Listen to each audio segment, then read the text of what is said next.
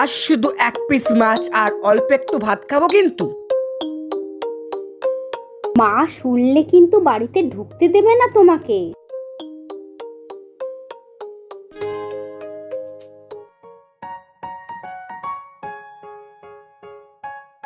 এসো বাবা, ঘরে এসো।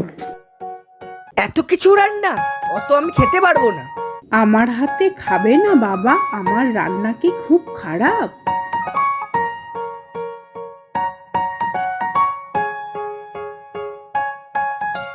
আমার 300 টাকার মাছের পিস কোথায় গেল?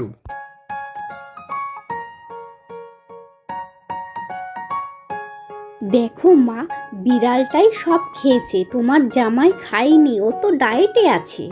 ডায়েট? কাল থেকে আজ আমার ছেলে পেট ভরে খাবে। বিড়ালটা যখন খেয়েছে জামাইয়ের দোষ কি? আর একটা ইলিশ আনছি।